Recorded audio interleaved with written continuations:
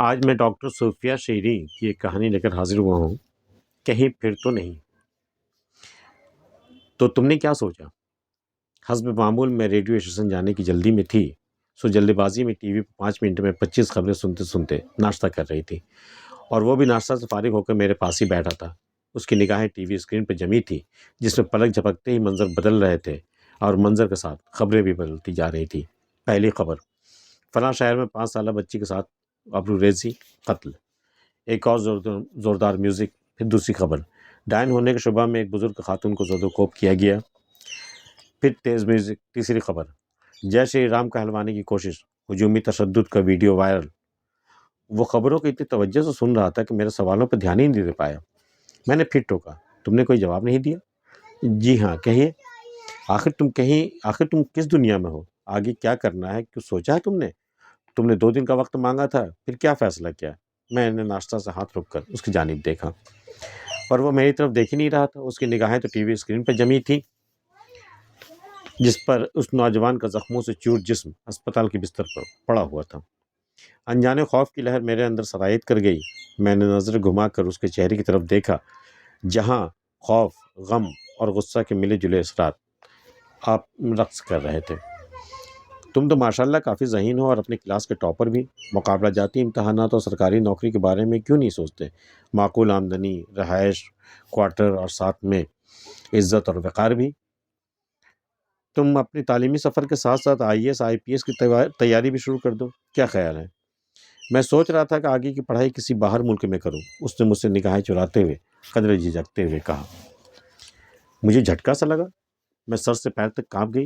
یعنی تم مستقبل میں بیرون ملک میں رہائش پذیر ہونا چاہتے ہو؟ اور میں نے اپنے وجود میں ہزاروں کرچیاں چھپتی ہوئی محسوس کی۔ میرے سامنے وہ ساری راتیں آ کھڑا ہوئی جو میں نے اونگتے اور جاگتے گزاری تھی۔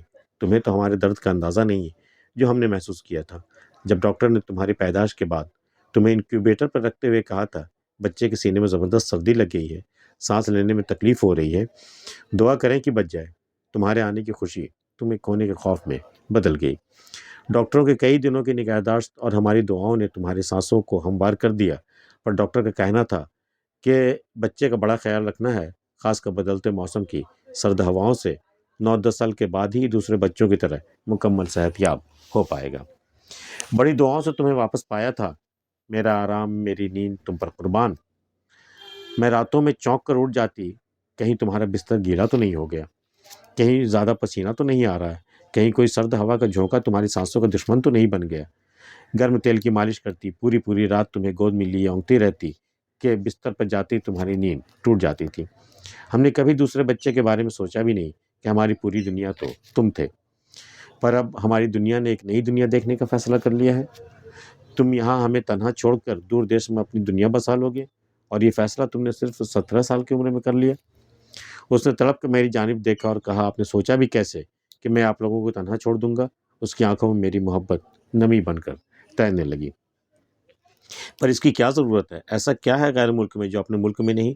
تمہاری جنریشن کا یہی تو مسئلہ ہے کہ تم لوگ ٹی وی اور فلموں میں مغربی ممالک کی چکا چوند اور دل فریب دنیا دیکھ کر ہی فیصلہ کر لیتے ہو۔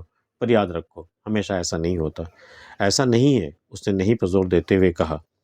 میں آپ کو کیسے سمجھاؤں؟ ایسا لگ رہا تھا کہ وہ جو کچھ کہہ رہا ہے وہ کرنا نہیں چاہتا، پر کوئی طاقت ہے جو اسے مجبور کر رہی ہے۔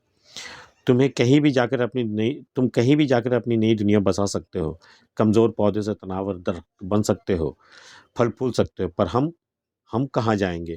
یہ مٹی ہماری جڑوں سے لپٹی رہے گی، ہم چاہ کر بھی اس مٹی سے الگ نہیں ہو سکتے۔ کئی دہائیوں پہلے بھی کچھ لوگوں نے ایسی کوشش کی تھی، نتیجہ تاریخ کی کتابوں سے کہیں زیادہ رونتے ہوئے جسموں اور زخم خوردہ ذہنوں پر درج ہیں۔ اور پھر ہم کیوں جائیں کہیں؟ ہمارے آباء و اجداد نے فیصلے کی گھڑی میں اسی مٹی کو چنا تھا، اسی مٹی کی حفاظت میں اپنی جانیں قربان کی۔ ایسا کہتے ہوئے ایسے کتنے ہی جذباتی جملے میرے ہونٹوں تک آ کر رک گئے۔ نہیں امی، میں آپ لوگوں کو تکلیف دینا نہیں چاہتا، پر اس ملک میں رہنا بھی نہیں چاہتا، اس نے جھنجھلاتے ہوئے کہا۔ آخر کیوں؟